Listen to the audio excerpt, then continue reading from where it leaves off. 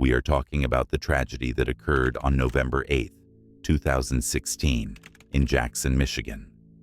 That evening, 19-year-old Anthony Joseph Giglia committed a crime that became known as the live-streamed murder. Shortly before the events, Anthony Giglia learned that his brother was at the house where his ex-girlfriend lived. Giglia, apparently, did not go there for a peaceful conversation. At the time of the incident, Giglia was heavily intoxicated, having consumed alcohol and Xanax, which his attorney later claimed drove him into a state of temporary insanity. However, the consequences of his actions were all too real. His target was a house located on Jefferson Street in Jackson. Inside, besides those he was seeking, were the homeowner and Brittany Southwell, a 26-year-old mother with her young child. Brittany was an entirely random and innocent victim.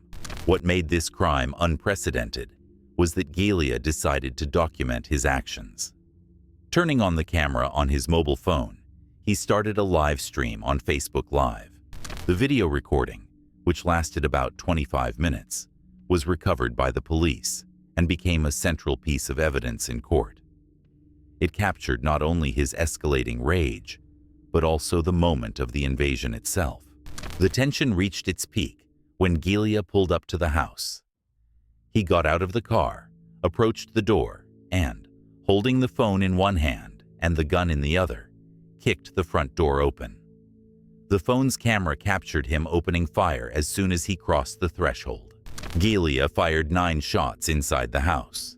He shot indiscriminately at various parts of the residence. 4 shots were aimed at the living room floor. 1 shot hit a kitchen cabinet. 4 shots were fired into the basement, where the occupants had taken refuge. Giglia's bullet struck her in the right side, piercing her lungs and damaging her spine. She died from this wound. Brittany became a victim of random violence fueled by someone else's jealousy and aggression, all of which was broadcast live.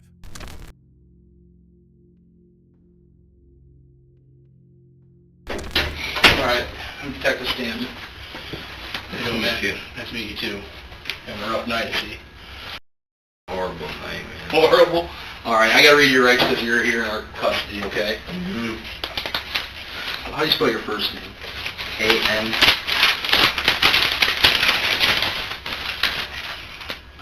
A-N? T-H-O-N-Y. A-N-T-H-O-N-Y? Yep. Middle name? J-O-E. J-O-E? S-P-H. S-P-H and last. G-E-L-I-A. G-E-L-I-A. How do you pronounce that? Giglia. Giglia? Alright. So, how old are you? 19. 19? Yep. What's your date of birth?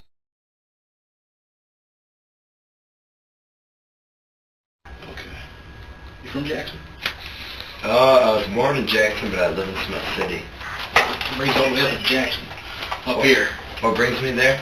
Smith City's more interesting, isn't it? It's a country town. Yeah, that's what I'm talking about. Fishing, hunting, good stuff. Yeah, that's what I like to do. You a fisherman? I like to fish, I like to work, man. Where you work? All weather trees. They keep you busy? Oh yeah, I'm a climber. Are you? Yeah. You keep that, man. The older I get, the more my feet need to stay on the ground. I used to when I was young and I was your age. Yeah. So now I'm old and gray. I keep my feet on the ground. Yeah. No skydiving, no none of that stuff, you know? So, alright. Tell me why you're here. Honestly, I mean, don't waste my time, please. Yeah, yeah. I mean, give me some respect here. Yeah, yeah. I got a job to do. I'm asking what happened tonight. I got drunk up, man. I don't ever drink. Okay. Ever. I ate a bean and cheese burrito. From Taco Bell? No, I went to Stark's Party Store in Michigan Center. Oh yeah. That's where I got By it. Felly, is that? Yeah. Yep. Yep. That's what I did. And Okay. Ashley Nicole Boardman. Okay, who's that? The bigger girl that was in the car with me. I don't know nothing that's going on, so I don't know names and I don't know anything like that. So. Okay. They call me up. She's on felony probation. Okay. Boardman. Eat a burrito? You're with Ashley? And my girlfriend Amber, she had nothing to do with nothing. Amber didn't? Amber, Sager. Sager, S-A... G-E-R. G-E-R? She had nothing to do with it. Okay. Amber didn't? No, nothing to do with it. Okay. I swear. Alright. Well, honestly, I was drinking. I hardly ever drink because I usually work in How many hours you work in a week? It's hard to say. Sometimes we work 80 hours, Monday through Sunday, Mm-hmm. and then sometimes we'll have slow weeks where my boss has got stuff to do, and, you know, well, I don't know. You get paid well? Oh, yeah. I'm a climber, So so, you get paid more than everybody else? oh, yeah. Yeah. I'm not just a general laborer. You go up in the trees and... Yeah, I climb and cut them out and gin them out and stuff. Gotcha. Yeah, Rope them off and Yeah. all that stuff. yeah.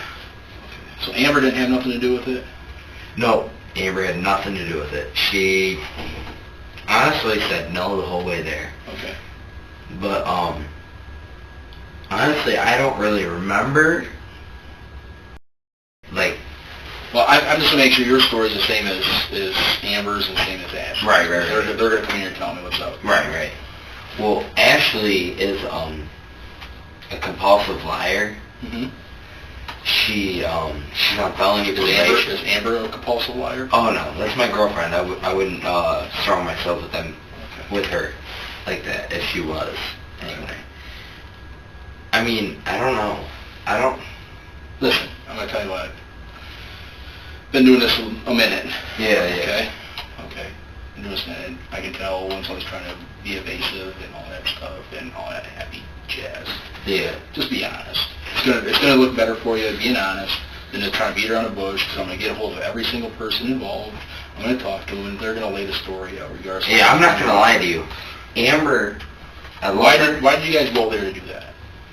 Up on Jefferson Street. Okay, we went to the, some tanner place on Webb Road. On Webb Road? Yeah, Webb. Okay. Well, for some reason, I got really faced at a pint of UV Blue. Okay. I probably chugged 3 Smirnoff,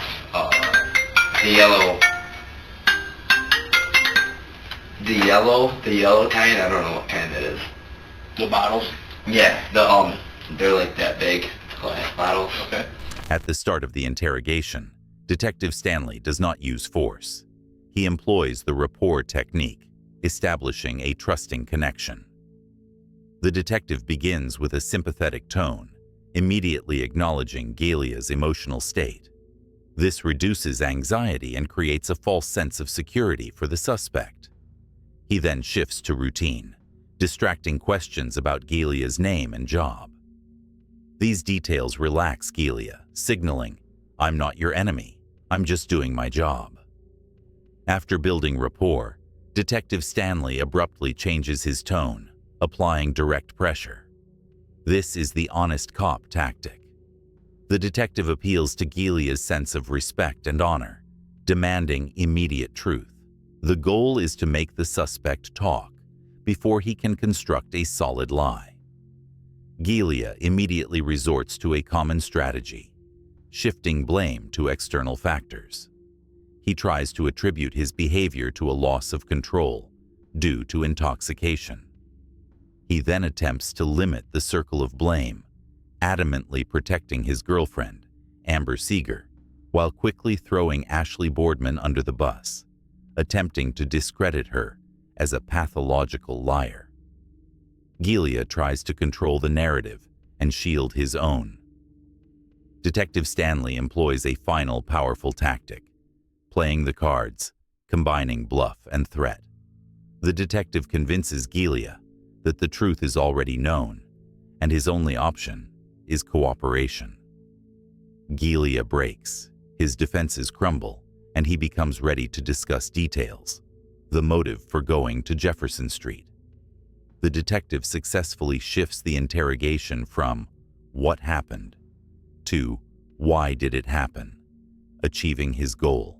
Well, I don't drink that often because I'm usually working. Mm-hmm. But my mom kicked me out of the house and kept my attic. No, It's been a while. Okay. She kicked me out of the house and let my ex live there. After I paid her $100 just recently, she kicked me out and let my ex live there. Who's your ex? Amber Uphold. I think she's still married. She lied to me. That's why we broke up. Amber Uphold's your ex? Yeah. Okay. So she kicked you out and lets your ex live there? Yeah. For $100? Well, I paid $100 before I left. Okay. But I paid more since then. Nothing's on record because my mom, I trusted her. Yeah. Well, I finally decided to just say, screw it, I left. Went on my own. I've still been working and all that, but I have ODD, and I'm on Social Security because I do have a lot of mental problems. Okay. I do have anger issues. I drank a little too much, and I was getting persuaded. By who? Ashley Boardman. Persuaded to do what? She stopped at the house. She was driving my car because I was intoxicated. This is tonight? Yeah. So Ashley stops at the house with her car? Yeah, because, no, my car. Your That car. Expedition is mine. I work for it. So you were at the house, she pulls up... I wasn't driving. I know, I'm not worried about you driving. Yeah. So she had your car? Yeah, she was driving. I had no clue where we were going. We went to, you know that little, like, there's a little white house? And then across from that, I don't know if it's Lucky's bar, but there's like a little, I'd say like a liquor store. I don't know if it's called Lucky's or whatever. My dad would be able to tell you if he called them. But we went there. She got me. Well, I paid for it, but she got me some Smirnoffs. Okay. And basically she went into the Tanner's, and my girlfriend ended up having me chug them all. Okay. But that wasn't because she was trying to get me to do anything that I didn't want to or anything. It's because she wanted to get me hammered or whatever. I don't know. Your girlfriend did? Yeah, you know how that goes, like partying or whatever. And I'm not really the one to party. So Ashley's the one that comes over in your car. So you're at home, right? Ashley arrives in your car? No, well, this is how it started. My mom kicked me out. My brother was a while ago. Yeah. My brother basically broke up with my ex. Your brother broke up? My brother broke up with Ashley Boardman. And then, Your brother's actually Ashley Boardman? Yeah. Okay. Well, I thought it was because he just left her in the dirt. And then basically what happened was me and my girlfriend Amber stayed with her and her sister Lindsay Boardman. And she was in the... Well, I showed up there after work, and I was like, I want to drink tonight. Well, I don't know. I just feel like I got persuaded to do something I wasn't supposed to do. Okay. And you think Ashley Boardman persuaded you to do this? How would you say she persuaded you to do this? She pulled up at the house and said Noah's in there. Up in Jefferson? I don't know where we were. Up in the city? In Jackson. And who is Noah? Noah's my little brother. Noah's your little brother? Yeah. And he was dating Ashley? Yeah. Okay. What's Noah's last name? Gunther. Guenther. Noah Gunther. He's your little brother? Yeah, that's my baby bro. Okay, so take me back again. She pulls up. You guys first meet up at your house? I'm trying to get this... No. We've been hanging out for a while because my mom kicked me out and left my ex. Oh, so you've been with her for a while then? Ashley? Yes.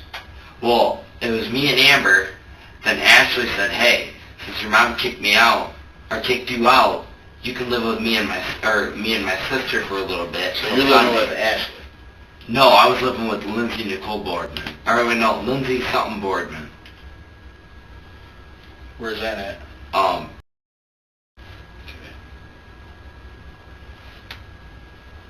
Okay. So you're staying with Lindsay Boardman. Is Ashley staying there too? Yeah. Okay. That's her sister. Sister, yeah. So you guys, all three of you are there. Is Amber staying there? Yeah, Amber was staying there with me. Amber's staying there too. Yeah. And Ashley Boardman and Noah broke up, correct? Yeah. Okay, why did they break up? Noah, basically left her. Okay. But that was no reason why I stayed with her. The reason why I stayed with her is because my brother left her and left her out to hang, basically. I mean, they were with each other for a year, and me and her have always been friends. We weren't messing around or nothing because I had my girlfriend with me, Amber. So we were just friends. Well, my mom kicked me out at the same time, so I said, screw it, you know what? I'll leave. You know, even though I paid her rent, I was like, I'm not going to try to make her evict me or nothing. I said, screw it, I'll just leave. It's not going to give her problems. Okay. So, we went to Lindsay's, and I paid her money, and Ashley paid her money for us to stay there till at least Sunday. Okay. Well, when we left, we left, and Ashley was with her friend that gave her a ride home from work from Brooklyn. Okay. Well, we all got together. Now it's you, Ashley, and Amber? Yep. Okay. But before that, it was me and Amber in my car. Okay. Then we showed up at my dad's house.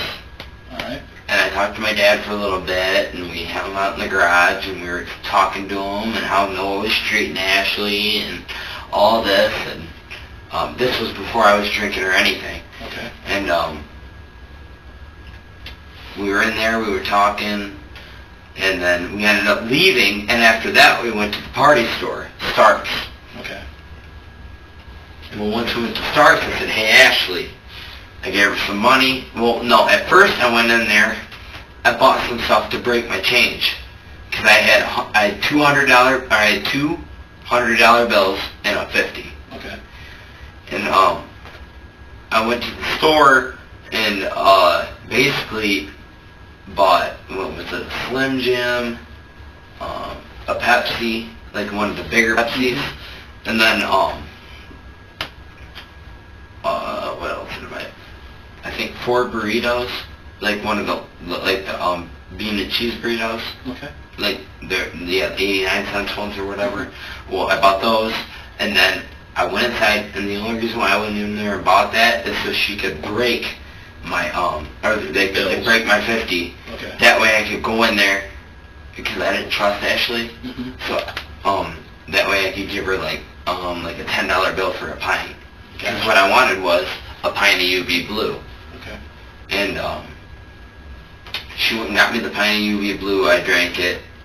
Well, I took the Pepsi that I bought, dumped it out just enough to where I could pour the whole pint in the Pepsi. So I started drinking it like that. But once I started drinking, I let Ashley drive. Because I'm not stupid. I'm not going to drink and drive. Well, once that happened, we ended up going to another store next to Lucky's or What town? Right off Page Ave? Michigan Ave?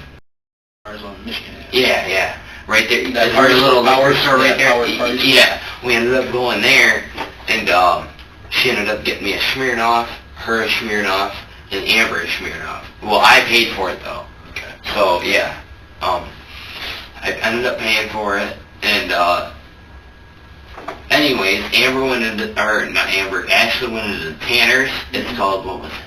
Tan. On Webb Road? Or off of Webb Road? Off Webb Street? Yeah. Okay. Yeah. Right, Webb and West Ave? Yeah, right. Okay. Something like that. I don't know. But, I think it was called... Okay. In this segment of the interrogation, Anthony Giglia attempts to create a highly convoluted narrative to shift blame onto others. Detective Stanley allows him to talk, gathering facts and uncovering the true motive. Giglia begins by claiming that Ashley Boardman convinced him to go and that she was the one driving his car because he was intoxicated. This is his first major maneuver.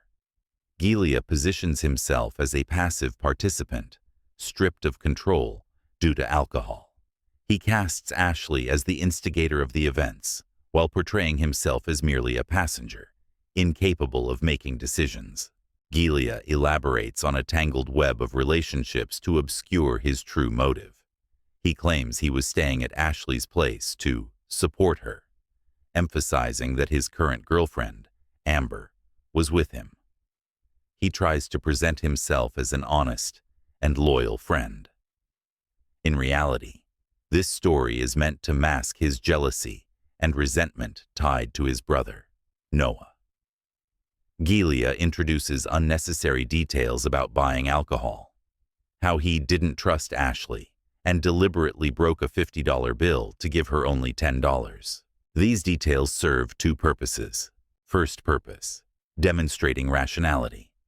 Gilia asserts that he was in control of his finances and not foolish enough to drink and drive. Second purpose, bolstering his defense. He aims to convince the detective, "I'm not a criminal. I just made a mistake while drunk, and I wasn't the one who initiated the trip." By the end of the segment, Gilia has successfully muddied the event's timeline, but inadvertently revealed key elements. He was heavily intoxicated. The motive revolved around his brother Noah and Ashley. He was a passive passenger, which mitigates his culpability in planning. Gilia avoids mentioning the gun or the attack. Detective Stanley now only needs to leverage these revealed details to uncover the true purpose of the trip and compel Gilia to explain what happened when they arrived on Jefferson Street. I was drinking. I continued to drink. Okay. And, She was getting tan? I think so. I don't drink it yet. Yeah. Well, once I went in there, or once she went in there, I was sitting in the car with Amber drinking. Okay. And, she got out and took off and went to this house. And she said, "I think Noah's staying here." Okay. Who got out? Huh? You said you're drinking, she's in there, then what happens? We pull up this house, and I'm so intoxicated. I was drinking, Okay. and basically what happened was I got out of the car, kicked the door open, because it's Where was Ashley and Amber then? Still in the car? No, Ashley got out. With you? Yeah. Okay. And then, basically, I knocked on the door. Nobody answered. I looked through the window. I seen my ex Amber in there. Okay. And then, Amber Uphold. And then, Amber Uphold's in there. I think that's what her name is. I'm not even sure. Because when I was with her, she told me her name was Amber White. And then I found out that she was married. Okay. And then I was like, whatever, I left her. Because I was like, I'm not playing this shit. Yeah. Well, basically after that, I got out of the car, my stupid fucking kicked the door open. So you kicked it open, Amber goes in, or Ashley goes in with you, right? Yep. Okay. Everybody goes in. Oh wait, I don't... Ashley goes in with you. I'm going to have to think for a minute. And Amber stays out in the car. They're going to tell me. So. Oh yeah, I know. But I don't care what Ashley has to say. I know she's a manipulative liar, so... But I have to go based on what they say. Well, yeah. In this segment, Gilia, already heavily intoxicated, confirms he arrived at the crime scene and makes a key admission. He broke into the house.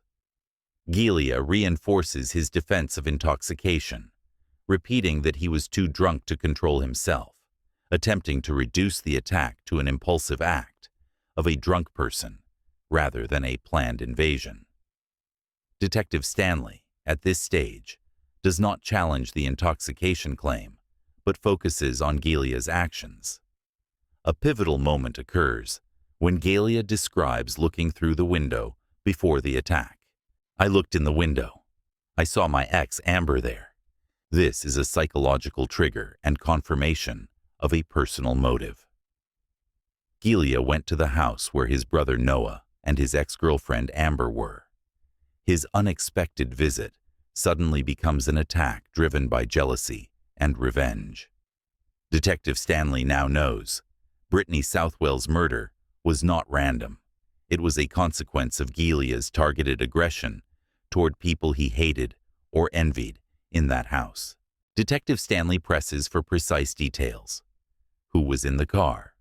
Who entered the house? Gilia begins to falter.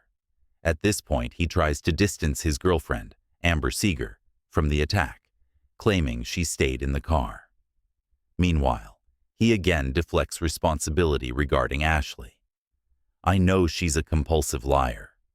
I don't care where Ashley was. This is a deliberate attempt to undermine the credibility of a key prosecution witness who was with him during the entry into the house.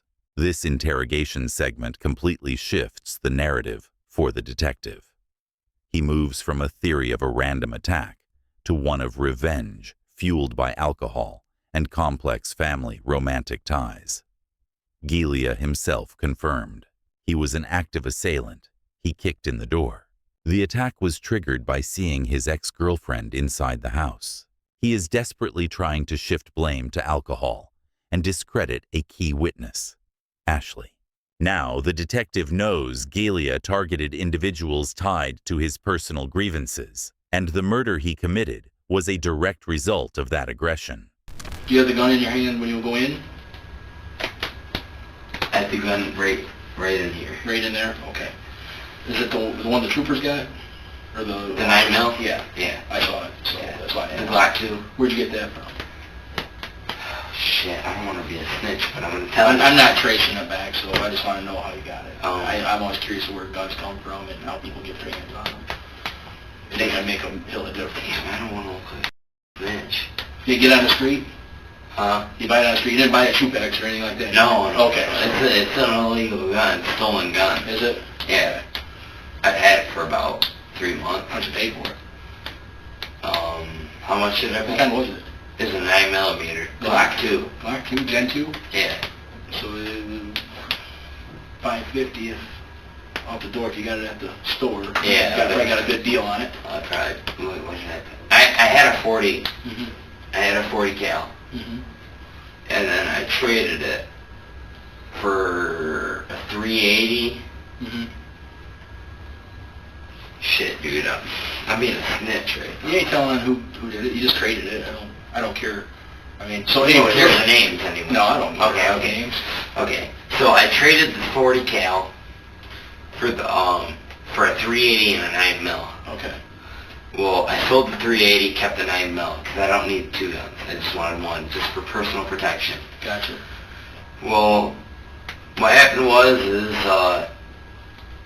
once I had the 9mm, I've had it for a while. I've actually had the 9mm for a little bit.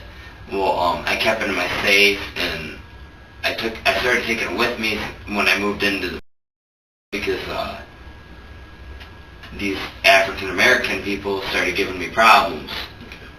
Well, I wanted to keep it for protection. I didn't flash. You're working and you have money. So. Yeah. I just didn't want to get robbed or nothing. I have $1.5 grand worth of system in my car. Yeah, shit. Yeah, I don't want to be robbed. Yeah, absolutely. Well, I was just trying to live my life and basically protect my shit. How long? You said you had it for a year or so?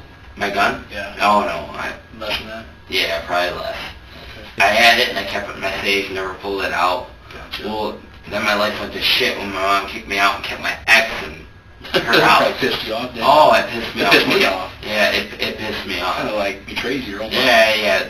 My mom's always betrayed me though. She locked me up for no reason. What's your mom's name? Tiffany Julia. Oh man, that's pretty harsh to Yeah. kick a kid out. So Yeah. anyways, let's back up. You kick it in, you have the gun in your waistband. You go in first. Yeah. Then who's behind you? Ashley? Cordman? You said Honestly, I wasn't paying attention. I don't know. She said, all I know is Ashley said, let's go in there and see what's going on. That's exactly what she said. Let's go in there and see what's going on. Okay. So, basically when I went in there, I kicked the door open. It took me 3 tries. Okay. Because I was drunk and, you know. Okay. Well, it makes me sick. Because my little bro was in there. So your little brother Nick's in there? Noah. Noah's in there. Noah Gunther. Yeah. So he's in there. Who's he with? I didn't... I know it's hard. Let's man to man, I know you're a pretty strong-willed guy. I can already tell. Man to man is hard, but you need to get it out. Dude, we've all made bad decisions. Yeah, but I made it dumb. Listen. Detective Stanley focuses on the gun, a 9mm Glock, that Gilia had tucked into his waistband. Gilia admits the gun was illegal, stolen, and describes how he obtained it through a trade. He tries to justify carrying the weapon, using a common argument. Gilia attempts to convince the detective that he carried the gun out of necessity, not with the intent to commit a crime. However, Stanley gathers evidence. The illegal gun was in Gilia's waistband during the invasion, proving he planned to use it. Detective Stanley brings Gilia back to the source of his anger, the moment he took the gun from the safe. The detective employs empathetic mirroring, repeating Gilia's words to make him feel understood. This opens the floodgates for an emotional outpouring. Gilia confirms that his aggression was a reaction to deep personal betrayal from his mother and ex-girlfriend. The gun became a symbol of power and control, which he took to exact revenge for his humiliation. Gilia desperately clings to the idea that he wasn't the instigator. He claims Ashley gave the order for the invasion, despite the fact that he was the one who kicked in the door with the gun in his waistband. In the final push, Stanley leans on Gilia's sense of guilt and masculinity. This is tough, but you need to get it out. We've all made mistakes. The detective successfully establishes a connection between Gilia's deep personal grievances, the illegal weapon, and the moment of the invasion. He confirms that Gilia was not a passive participant. He brought the gun, and his actions were driven by anger. All that remains is to extract the details of the violence itself. You're going through a tough time in your life, okay? You're going through a very tough time in your life. Your mom kicks you out, okay? Things are tough. I've made bad decisions too, okay? Especially when your mom betrays you. All right? I feel like I'm wasting the eyeball. I've been in your shoes too, believe it or not. Hard to say. You see Officer Detective Stan sitting here, you know, and he's on our side table. But I've been in pretty dark places too in my life. Okay. All right. You need to get it off your chest. You'll feel much better. When I went in that house, I didn't intend on hurting anybody, and I didn't know what I was doing because I was so intoxicated. I went on live on Facebook. I don't know, man. I'm a dumb image. So I should be acting older than I am. how you're working up? You're mature though. I am mature, but I do dumb shit, I guess. How old are you? 19? 19. 19-year-olds do dumb shit. That's life. Yeah, but dude, not every 19-year-old does some stupid shit like this. Yeah, I've seen a lot more than you think. I ain't just some Jackson piece of trash. No, you're not. I can relate. I'm a country guy too, like fishing. A good old boy likes hunting. Dude, me and my friends, all we do is fish. You know, you made a bad choice today. I made a really bad choice today. That's probably gonna change my life for the rest of my life. I don't know about that. Do you know if my brothers are? I don't know yet. I don't know what's going on. I'm trying to figure out what happened up until that point. I get real. How do you guys not know my brother's alright? Because I get called in from home, okay? I get called in from home. They give me bits and pieces. Once I talk to you and I find out what's going on, then I'm going to go find out there. Can I tell you if your brother's okay or not once I find out? Yes, I can. Okay? So that's kind of where I'm at, okay? Dude, my brother's my life, man. He's my little baby bro. Okay. Where was he at in there? I don't know. I didn't see him. Okay. Dude, So, I don't know what I did. okay, so you go in there, you have the gun, okay? You know what you did because you're telling me I made a bad choice. I do know what I did. I kicked in the door, and that's all I remember. Okay. And you had a gun. Yeah, and I do remember popping a shot at the floor, and that's all I remember. Okay. Where was that in the house where he popped? Is there going to be a bullet hole? I got to go look at the scene. Make sure it matches up. All right, I had You know how a 9mm only has 12 shots, right? Yes. Well, I put 12 shots in the chamber, cocked it, put another one in, so like 13. 13 total. Yeah. Okay. Do you think when you shot you could have hit somebody else? Honestly, yes. Okay. Who was that? I wasn't aiming at anybody. Who did you see in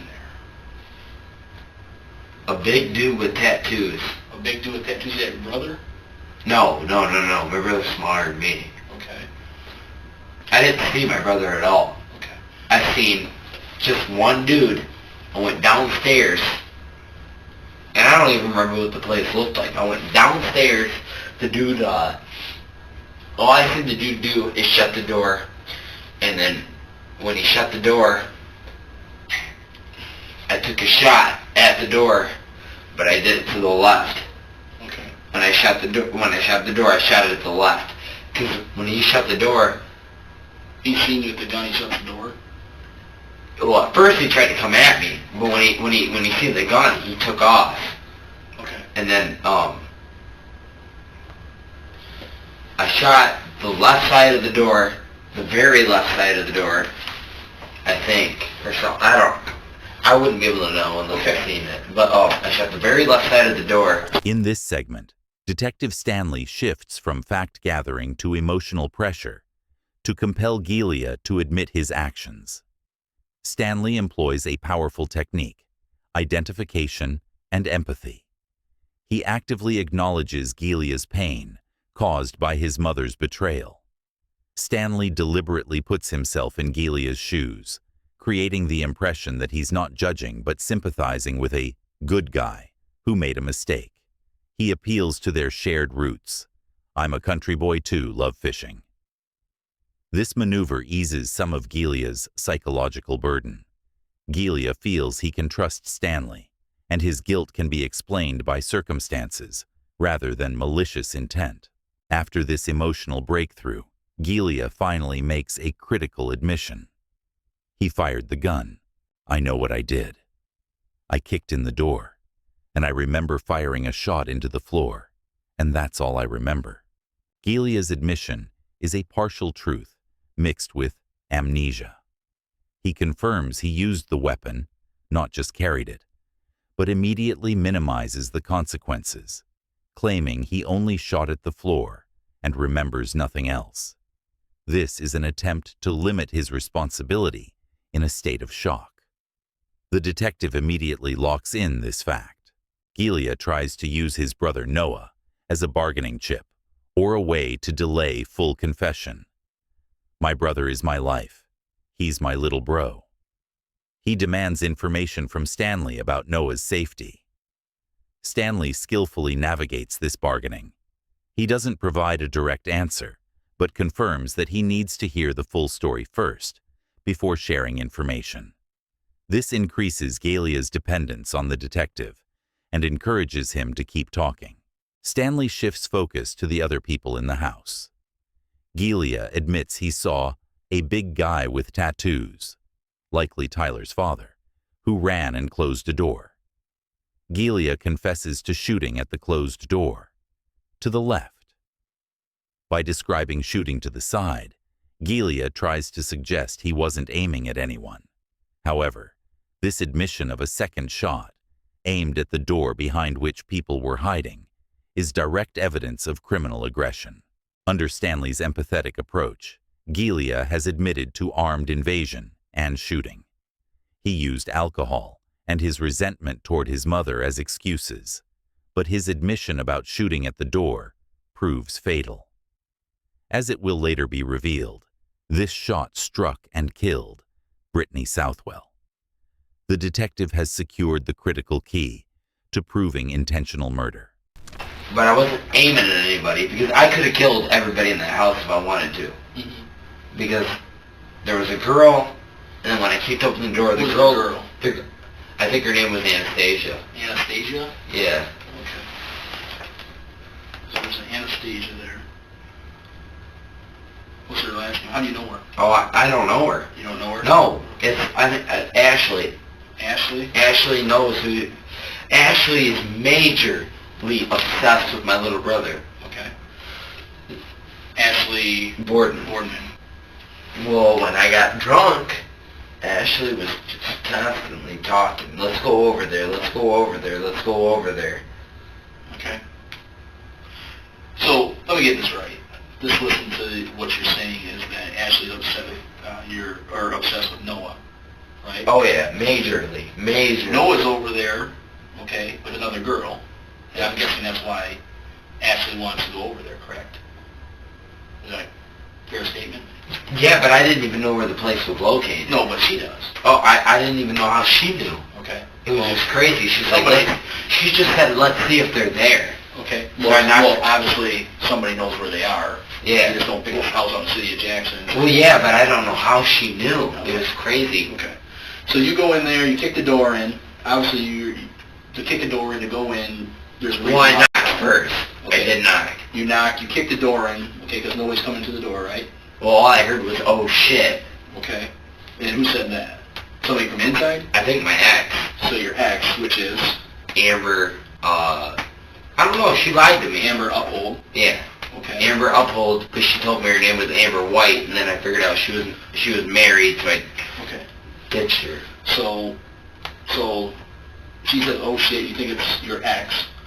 You go in, okay? You said you go down the basement right away? No, I kicked the door open. The front door? Yeah, I kicked the door open, and then, basically I saw Amber run downstairs, and I didn't see anybody else. So I went downstairs to talk to Amber. Okay. Amber tried grabbing the gun from me. Okay. So I went like this, like I had the gun in this hand. I pushed her off the gun just so she wouldn't have the gun, because I don't trust her. So I pushed her off the gun. And then I seen the big dude shut the door. I didn't know if he had a gun, because this Anastasia girl threatened with, I don't know, 3 different Mexican dude names. Well, when she threatened me with them names, I figured that dude was the dude that she threatened me with.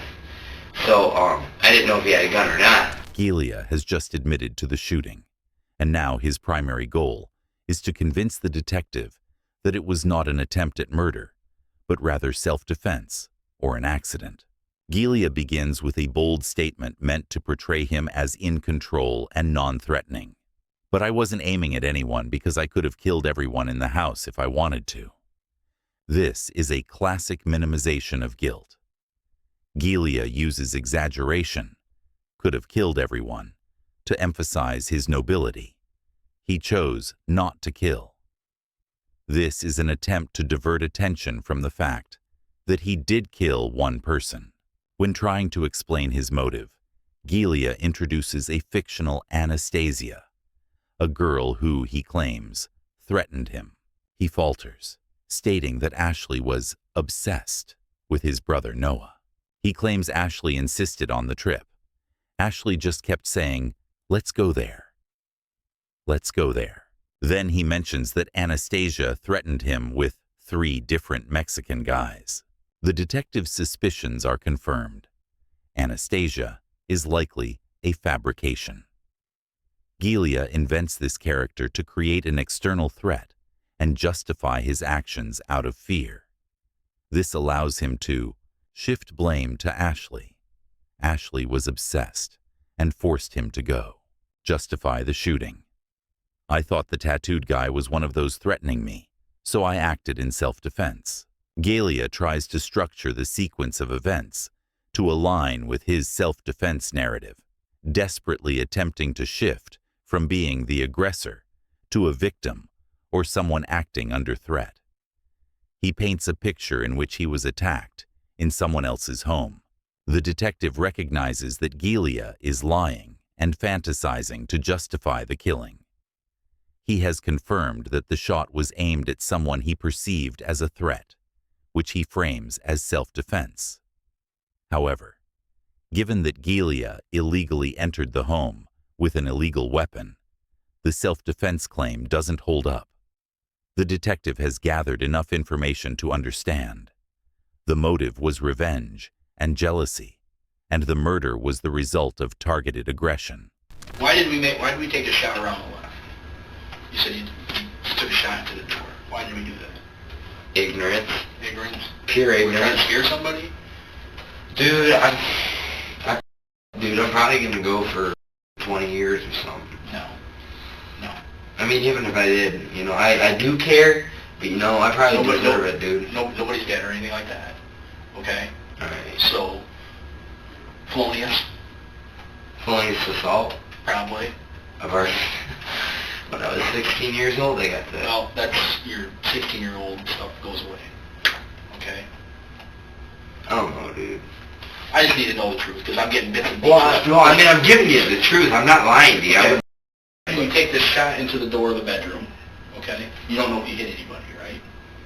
Oh, no, yeah, pretty much. Pretty much. Did anybody scream? Did anybody holler like they sound like they got hit? No. Okay, did you see anybody hit? No. Okay, and you said Ashley's in there with you. Ashley Boardman. So they all came. I was only paying attention to me. To you. But I think Ashley was right behind me. Okay. Right behind me. Okay. My girlfriend, I think, stayed in the car. Okay. So you go in there, you take a shot, you're not sure if you hit anybody. How many times did you shoot inside there?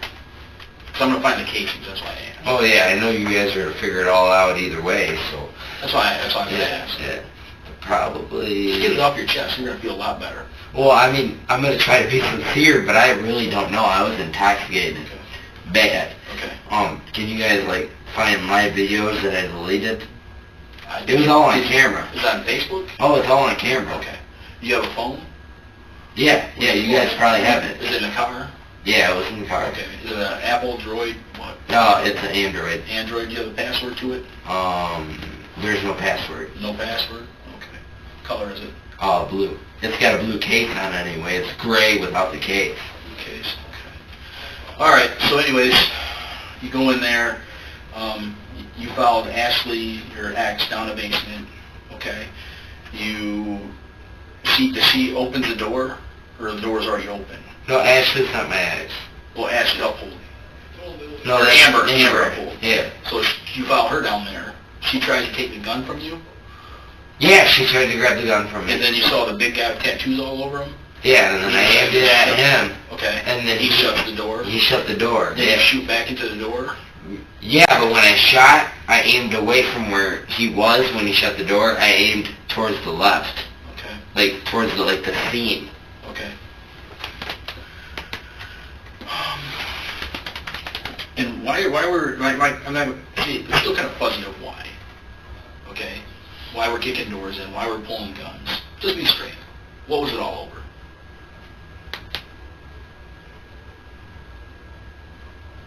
I got really drunk off man.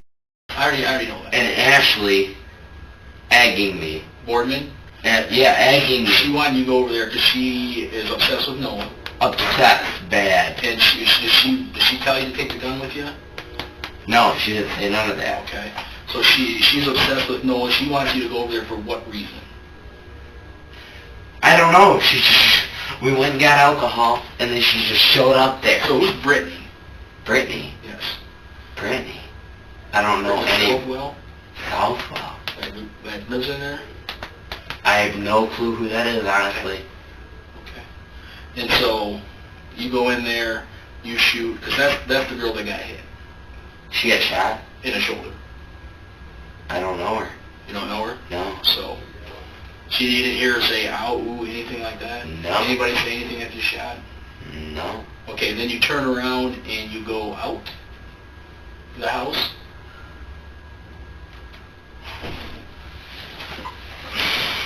Honestly, dude, I don't know. Somebody that was already in the house gave us your name, car description, who you're with, and that's how they stopped you out on, was it one of the Well, roads? yeah, it's probably my mom.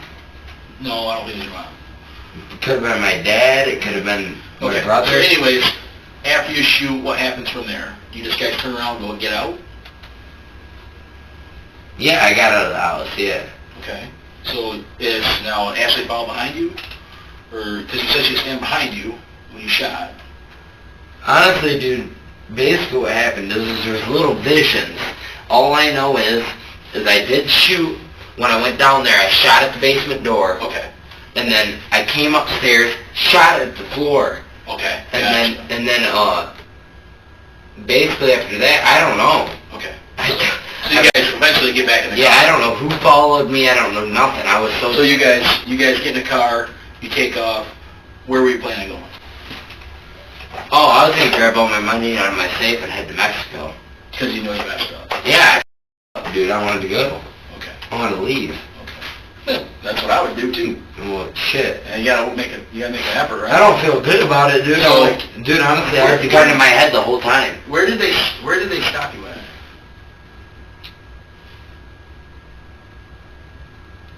Was it Web? What address did you have out in Columbia? Is it Wheaton? Was it Wheaton and Silver Lake Highway? Because I think they were waiting for you out there when they saw Oh yeah, because my mom snitched on me. Yeah. Is that what it was? Yeah. So they stopped you. You have the gun to your car head because you knew you made a mistake. So obviously you knew you shot somebody. No, I didn't know I shot anybody. Okay, gotcha. So you have the gun to your head. I wasn't intending to shoot anybody either. And when the lights came on, it probably scared the shit out of you, didn't it? I had the gun to my head. I wanted to die. I know, but when the patrol car lights, I'm just saying when those things come on. No, I've been arrested 7 times for no reason. Oh, no shit? No, dude, honestly, I don't care about my life. 'Cause I've been stopped before, I'm like, oh, shit. Well, yeah, but it sucks, but dude, I'd rather die than be in prison. Yeah. Seriously. It ain't that bad. Well, you know, if I'm going to prison, I'm joining the Aryan Brotherhood. Yeah. Well, that helps you stay afloat in there. Well, shit, dude, you know, I'm going to stay with my race. I'm not going to be talking to black people. Usually what happens in prison, survival technique. Yeah. I mean, I don't remember that much because I was intoxicated, but I do remember walking down the stairs. The big dude shutting the door. He tried to come at me first, and that's why I popped the shot. Okay. He tried to come at me first, and then once he tried to come at me, he seen that I had the gun, went back in the basement door, shut it. When he shut it, I popped a shot, like, see that door right there? Yeah. I tried to pop a shot, like, right, like, in the seam, almost like. Like the door frame? Like the seam, just like where you couldn't hit nobody. Okay. Right in the seam. Gotcha. Okay. All right. Did you do any drugs? Nope. That's cool. You know what? Roofers and tree climbers, or not tree climbers, but people that cut trees and shit, 90% of them tell me they do drugs. Well, no, I didn't mean like that. I don't do drugs now. Okay. But I did. There was a guy named Brandon. Laced my shit. I used to do. When was the last time you did that? The last time I had a minor heart attack. Yeah. 19? Well, my got laced with. Okay. So I did basically like a speedball. All right. But you're not on any drugs right now? No. I've been clean ever since I had heart problems. Okay. I still have heart palpitations. Okay. You're pretty sober right now. Yeah. Okay, you're talking pretty good. I can give you a PVT. Make sure you're okay. I'm buzzed though. If you were to give me a breathalyzer. Okay. We'll get to that. But you cognizant of what you're telling me, right? You know what you're telling me. Yeah. Okay. You remember this. Well, You repeated your story about 4 times, same thing. yeah. Well, if I were to become sober or something, I'm probably not gonna remember shit. Okay. Well, I mean, I'll remember a little bit, but I'm not gonna remember it all. You know. We'll give you a PVT here in a second. 'Cause to me, I don't smell any intoxicants coming from you. You're talking pretty clearly to me. You're repeating your story, the same thing. You're not garbled. Yeah, I'm not lying to you. That's I the know. truth. I know. So that's kind of where we're at with that. All right. Hold tight. I'm gonna be right back. Okay. Okay. And I'll be right back. At this stage, Detective Stanley wraps up the interrogation, collecting the remaining details, while Gilia, confronted with reality, descends into self-deprecation and suicidal thoughts.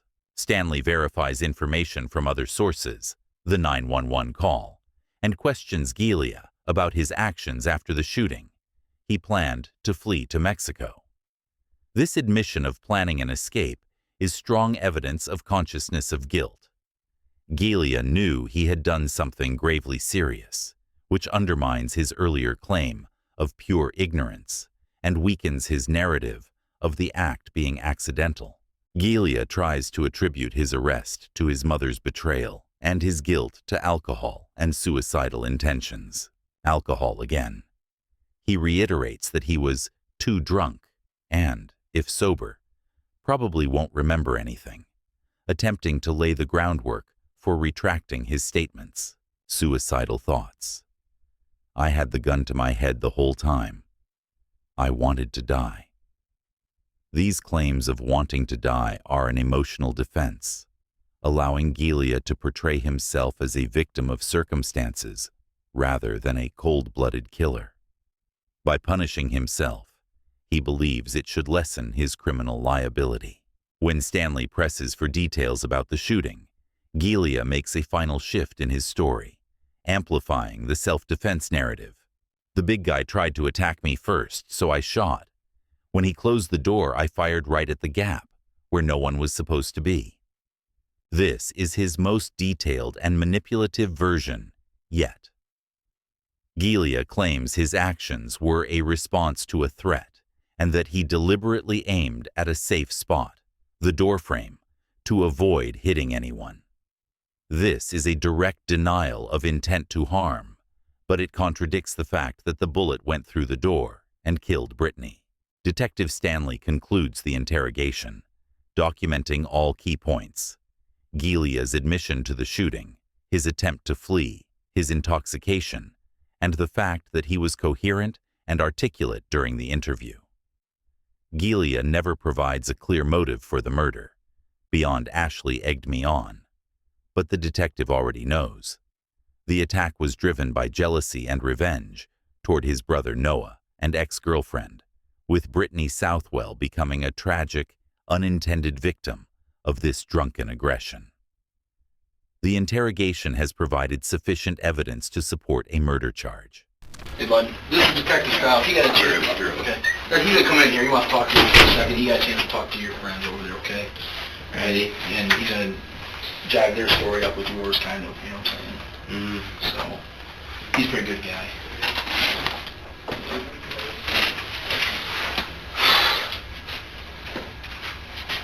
Man.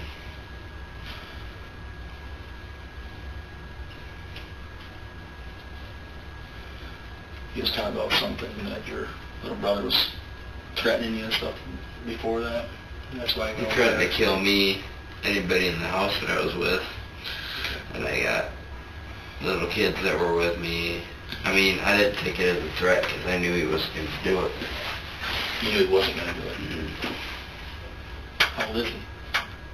Brother's 17. Okay, 2 years younger than you. But he's always been ignorant. I wasn't for sure he wasn't going to do it, only because of the fact that he thinks that me and his ex, Ashley Boardman, were sleeping together. Okay. But it ain't true because I was with my girlfriend Amber, and there ain't no way in hell I'm going to mess with that. So he threatened you, and that's why you guys had over it. Well, he didn't threaten me specifically. He threatened me on my phone, on my Facebook, and I was in the shower, and so was my girlfriend Amber. So it was me and Amber in the shower. Ashley Boardman picked up, supposedly, and said that he threatened to kill all of us. Okay. Like he said, we're all done, bye-bye, and then he said, bye-bye, and I'm gonna die too, basically, is what he said. Like, bye-bye for me. Okay. I don't know, they got the messages, if they showed you or not, I don't know, but I don't really care, that's them. But, so I stayed up all night, even though I had to work in the morning. I stayed up all night, and I had my pistol by me. Because you think he might be threatening. Yeah, if anybody walks through the door, I'm going to shoot him in their legs. If it's my little brother, I'm not going to shoot him in his head, I'm going to shoot him in his legs. At this stage, the detective, after a brief consultation with his partner, returns with new information to verify Gilia's statements. Gilia confirms that the conflict with his brother Noah was the immediate trigger for his aggression. Noah had threatened him, believing Gilia was sleeping with his ex-girlfriend, Ashley. This establishes a clear triangle of jealousy and betrayal. Gilia tries to downplay Noah's threat, but in doing so, repeats that he didn't sleep with Ashley, emphasizing his honesty, demonstrates that the threat was real, a death threat. Gelia reveals that Ashley Boardman, Noah's ex, was the one who recorded or relayed his brother's threat. This solidifies Ashley's role as an active instigator. She didn't just egg on a drunken Gelia. She conveyed a direct death threat from his brother. This heightens Gelia's sense of resentment and fear, making his reaction logical in his distorted, intoxicated state. The detective circles back to the night before the attack. Gelia reveals he was on edge. I didn't sleep all night, and I kept the gun next to me. If someone came through the door, I'd shoot them in the legs. If it was my little brother, I wouldn't shoot him in the head. I'd shoot him in the legs. This statement becomes decisive evidence of premeditation.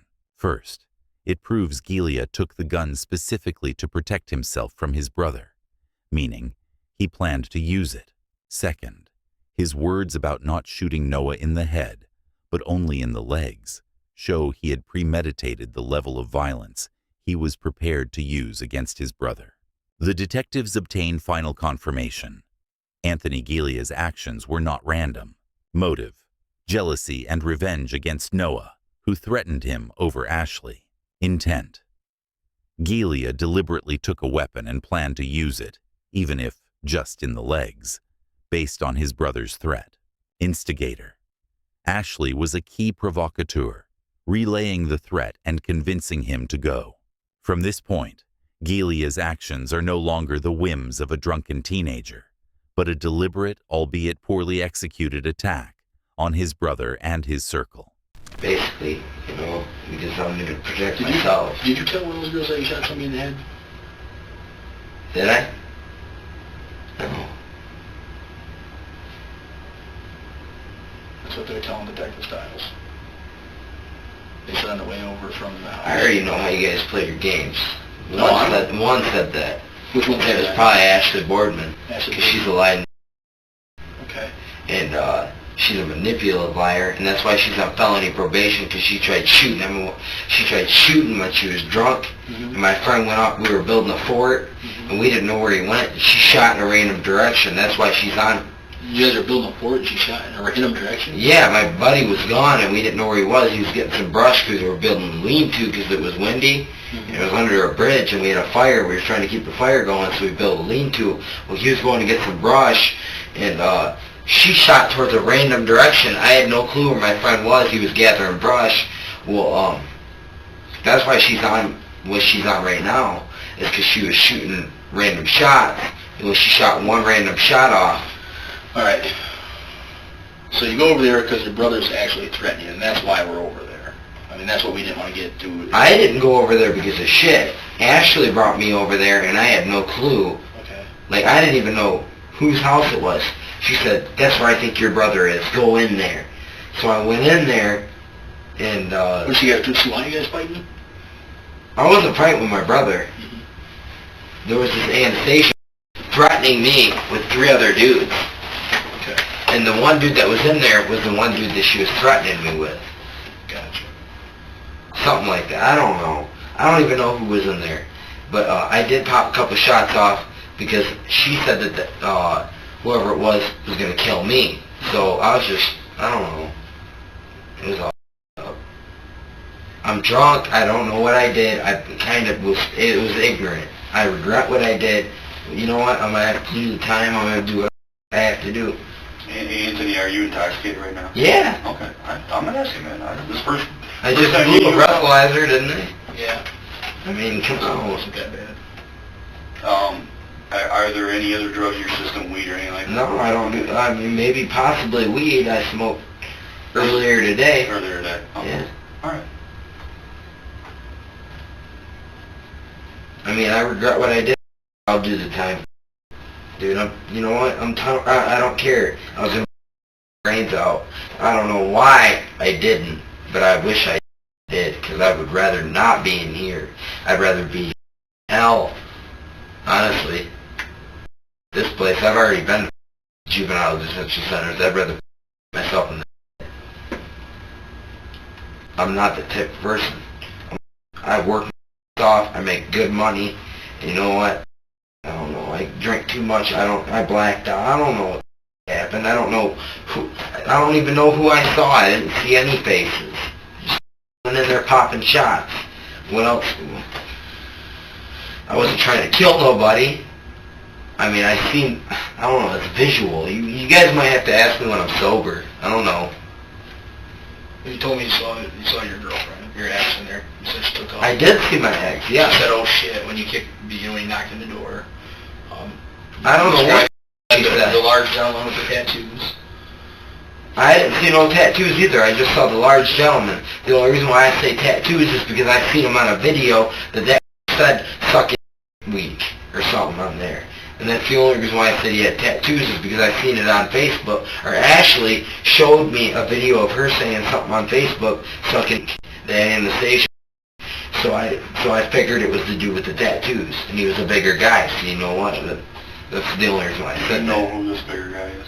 Do you have any? I have no clue who any of them are. I don't know who any of them are. None of them. Except for my little bro. Noah. And I didn't even see him. Alright. You didn't see him in the house at all, right? I didn't see him at all. Did you- Honestly, when I went in there, I didn't even know who. You gotta understand something. I came in the very tail end of this. Is that right as far as this interview, you guys? How'd you get in the house? I keep the door open. Okay. Hey, you don't know whose house that is? Ashley pulled in there and said, that's that house. Well, that threatening me with 3 dudes with Hispanic names. I have no clue who it was, but all I know is that my brother threatened me and said that we're all going to die that night. So I kicked in that door and I was going to kill whoever threatened me, because I ain't going to go down like that. Gotcha. And I'm like, I don't know. You know, I'm drunk. You guys, I don't even know, man. Okay. I ain't that type of person. I don't just want to kill people. Dude, I just don't want to get shot. But it's embarrassing. You gonna die by getting shot? I'm gonna just get caught slipping like that. I don't know, dude. You guys are interviewing me while I'm intoxicated. I don't know what I'm talking about. I see little visions. I don't even remember. My life sucks, dude. I hate my life. Why? I should have just went out on that expedition, dude. Alright. Well, hang on, Anthony. We'll be back. Alright. The trial of Anthony Galea, who was 20 years old by then, drew significant attention. The prosecution presented irrefutable evidence, including Galea's video showing him kicking in the door and firing shots. The defense did not dispute the fact of the shooting and home invasion, but argued for a lesser charge, such as manslaughter. Galea's attorney claimed he acted out of human stupidity, did not aim at anyone specifically, and was unaware that Brittany was behind the door. The jury showed some sympathy for the defense's arguments regarding motive, acquitting Galea of premeditated first-degree murder. However, they found him guilty on the following counts: first-degree felony murder, since the death occurred during the commission of another felony; home invasion, first-degree home invasion; possession of a firearm during the commission of a felony. On May 9, 2018, Judge John McBain delivered the sentence. In Michigan, a conviction for first-degree murder carries a mandatory life sentence without the possibility of parole. Galea's defense disagreed with the sentence, particularly the life term without parole for someone who was 19 at the time of the crime. The primary argument in the appeal was that a life sentence without parole for young adults 18 and older constitutes cruel and unusual punishment, violating the Constitution. Although lower courts initially rejected his appeal, in 2025, his sentence was overturned, and the case was remanded for resentencing. This followed recent Michigan Supreme Court rulings on cases involving life sentences for 18-year-olds, which were deemed disproportionately harsh. Despite Galea being 19 at the time of the crime, the appellate court ruled that his sentence must be reevaluated, taking into account his young age, despite Michigan's strict sentencing laws. This means Anthony Giglia will receive a new hearing and an opportunity for resentencing. The story of Anthony Giglia and Brittany Southwell is more than just a murder case. It serves as a grim reminder of how technology can amplify tragedy, turning a personal crisis into a public act of violence. While Brittany is no longer here, her family continues to fight for justice. Meanwhile, Giglia's legal battle for a reduced sentence raises important questions about the fairness of the justice system for young offenders.